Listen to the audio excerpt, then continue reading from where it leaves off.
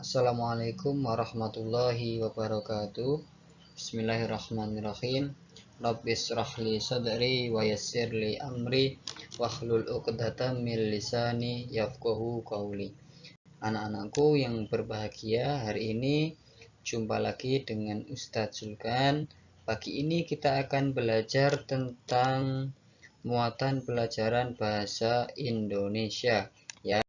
Kita mulai subtema yang baru. Oke, diperhatikan baik-baik.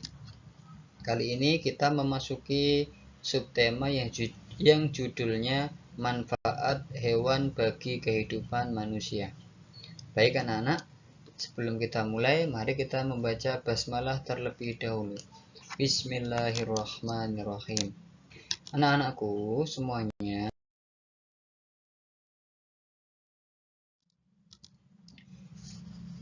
di sekitar kita banyak sekali kita jumpai bermacam-macam hewan.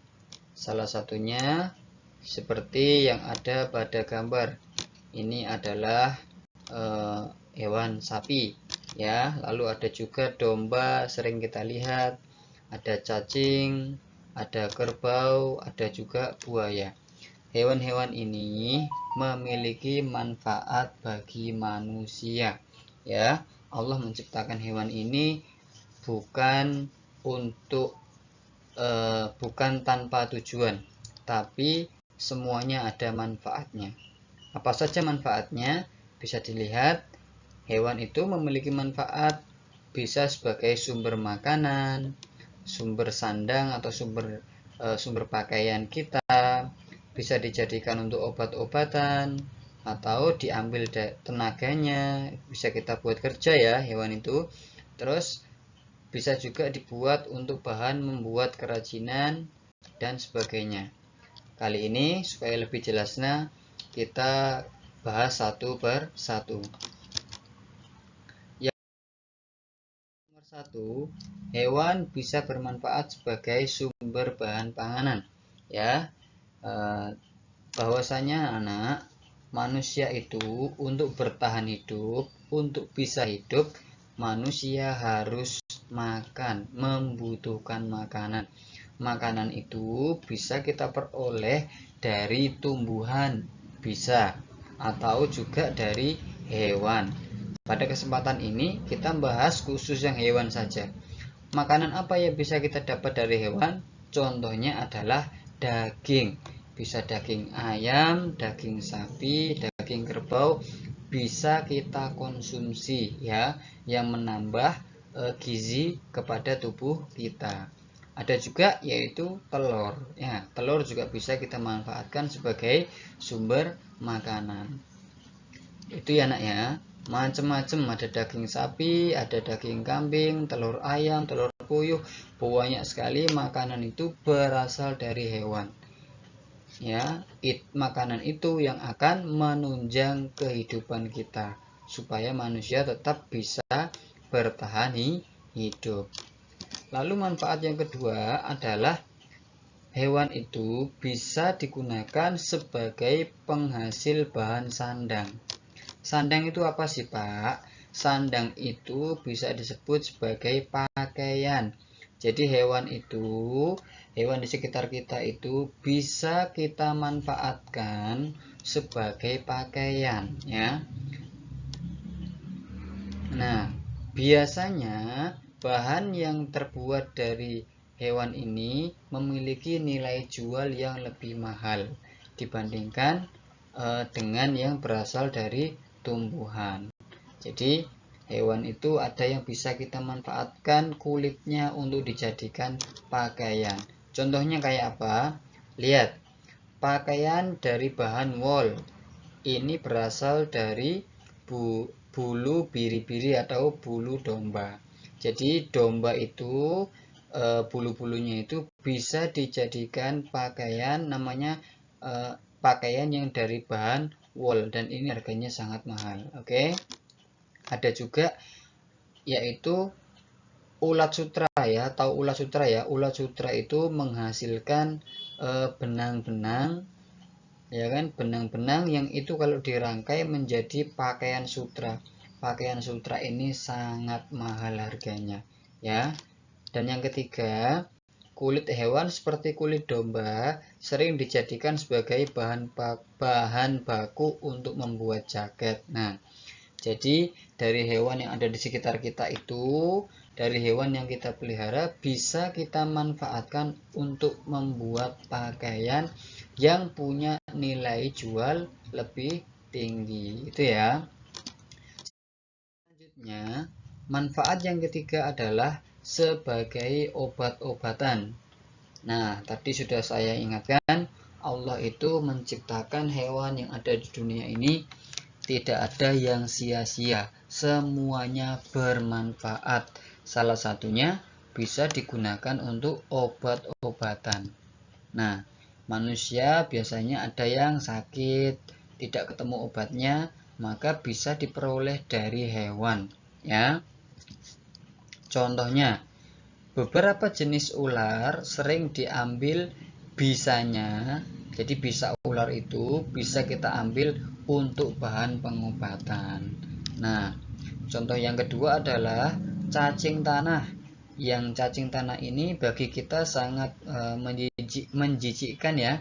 Tapi ternyata dia punya manfaat, bisa untuk digunakan obat penyakit tipus. Nah, itu. Ada juga siput laut atau timun laut sering diambil ekstraknya untuk pengobatan penyakit diabetes. Siapa yang menyangka kalau siput laut itu ternyata bisa mengobati penyakit diabetes. Ya. Ada juga banyak sekali minyak ikan, contohnya sering digunakan untuk bahan tambahan nutrisi yang fungsinya untuk meningkatkan perkembangan otak manusia. Jadi Allah itu menciptakan hewan dengan beribu manfaat yang luar biasa. Maka kita harus bersyukur kepada Allah. Lalu yang keempat, yaitu hewan yang ada di sekitar kita itu bisa kita gunakan tenaganya.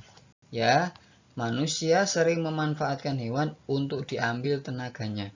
Contohnya, hewan sering dianggap juga sebagai hewan pekerja. Contohnya adalah kalau di wilayah pedesaan, yang punya desa ya, yang punya sawah, biasanya sapi, kerbau itu digunakan untuk membajak sawah ya. Zaman dulu kalau di sawah membajak sawahnya dengan sapi atau kerbau. Atau juga bisa hewan kuda. Kuda bisa digunakan untuk menarik gerobak karena tenaganya yang kuat. Itu ya. Nah, contohnya kalau dalam sistem transportasi, kuda bisa digunakan untuk menarik andong sehingga jadi alat transportasi untuk tradisional ya. Nah, itu. Jadi contohnya lagi seperti di daerah wilayah gurun ada unta atau keledai sering dimanfaatkan untuk mengangkut barang-barang yang berat. Jadi memang hewan-hewan itu kadang ada yang memiliki tenaga yang luar biasa sehingga bisa kita gunakan untuk membantu kebutuhan manusia. Oke. Yang kelima, fungsi hewan adalah bisa digunakan sebagai bahan kerajinan. Nah, beberapa contohnya ya, langsung ke contohnya. Contohnya adalah wayang kulit. Nah, wayang kulit ini berasal dari kulit hewan, seperti kulit sapi, kulit kambing, atau kulit kerbau, dibentuk kerajinan sedemikian rupa jadi wayang kulit. Contohnya lagi, ada juga yang dibentuk menjadi hiasan dinding. Yaitu dari mana? Dari tanduk kerbau atau tanduk rusa. Ini harganya sangat mahal ya. Lalu ada juga bisa dibentuk menjadi sebuah tas, sepatu, ikat pinggang, dan banyak yang lain. Biasanya untuk tas, sepatu, ikat pinggang ini bisa dibuat dari kulit ular atau kulit buaya. Itu ya. Jadi banyak sekali manfaat dari hewan di sekitar kita. Selanjutnya anak-anak, itu tadi manfaat hewan. Sekarang selanjutnya tentang penjelasan kata tanya dan fungsinya. Apa saja sih kata tanya itu, Ustaz? Nah, perhatikan. Kalau kita di rumah, di kehidupan sehari-hari, kita sering sekali menggunakan kata tanya.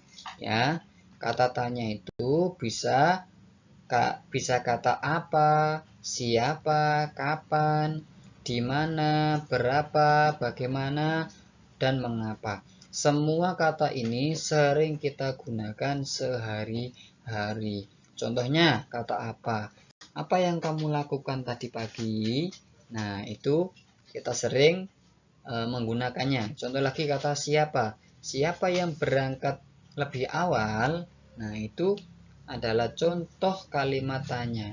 Jadi kata tanya itu ada kata 1, 2, 3, 4, 5, 6, 7. Ini kata tanya, oke? Lalu apa fungsi kata tanya? Perhatikan baik-baik. Untuk kata tanya apa? Fungsinya adalah untuk menanyakan sesuatu, keadaan atau perbuatan. Nah, kalau kamu ditanya apa, contohnya apa yang kamu lakukan tadi pagi, maka kamu menjawabnya adalah dengan keterangan atau penjelasan. Oh, saya tadi pagi sedang menyapu halaman rumah. Itu ya. Nah, untuk kata siapa, kegunaan kata tanya siapa ini untuk menanyakan pelaku yang terkait dalam suatu kejadian.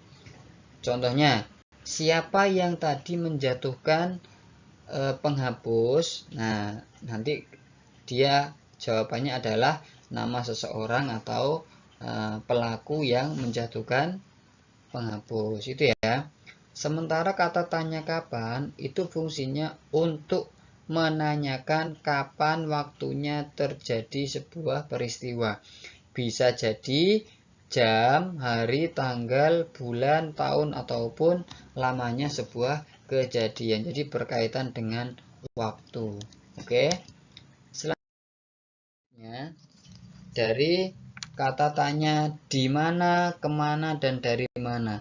Ini menanyakan lokasi atau tempat, ya. Mau kemana kamu pada hari Minggu? Oh, saya mau ke Tugu Pahlawan. Nah, contohnya itu menanyakan tempat.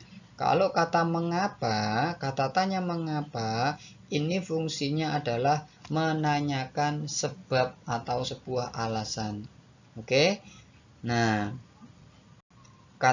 kalau kita ditanya mengapa, maka kita menjelaskan penyebab kenapa bisa terjadi sesuatu. Contohnya, mengapa kamu tadi terjatuh? Ya, karena tidak konsentrasi. Oke, seperti itu. Lalu kata tanya yang selanjutnya adalah kata tanya bagaimana. Kata tanya ini digunakan untuk menanyakan suatu cara atau proses sebuah peristiwa berlangsung. Ya, contohnya, bagaimana kebakaran di rumahmu bisa terjadi?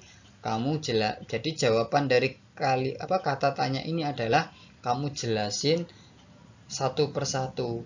Kalau ada yang tanya bagaimana bisa terjadi kebakaran di rumahmu, jawabannya awalnya kompornya meledak lalu membakar seluruh perkakas rumah. Jadi menjelaskan dengan detail sebuah peristiwa itu namanya kata tanya bagaimana. Oke.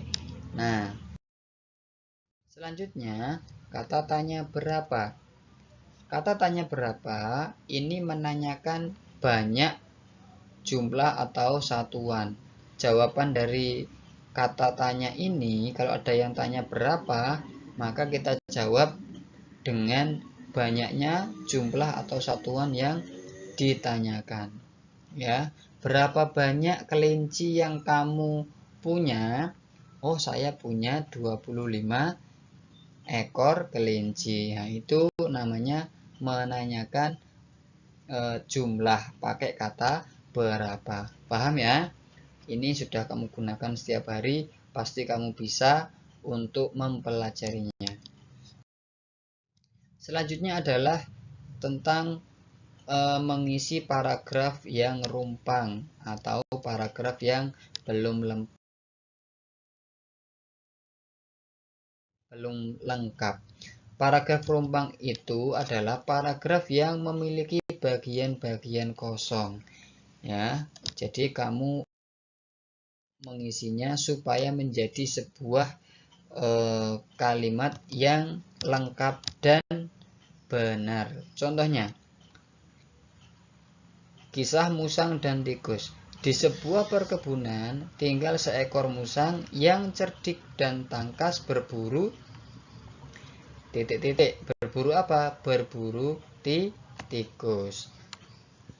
Bahkan jarang sekali ketika berburu tikus musang kehilangan buruannya. Nah, berburu. Ini adalah kalimat kata yang rumpang. Kamu harus isi. Caranya pilih dengan kata yang sudah tersedia di atas. Apa kira-kira? Nah, yang betul adalah kemampuan berburu. Nah, kemampuan berburu yang luar biasa membuat tikus takut keluar sarang. Jadi, kata yang sudah disediakan di atas ini kalian masukkan ke titik-titik yang sudah disediakan sehingga nanti menjadi paragraf atau kalimat yang bisa memiliki arti dan bisa dipahami. Oke, paham ya? Itu saja mungkin materinya untuk pagi ini. Semoga materi bermanfaat ya. Selamat belajar, semoga jadi anak soleh dan solehah semuanya. Bismillahirrahmanirrahim.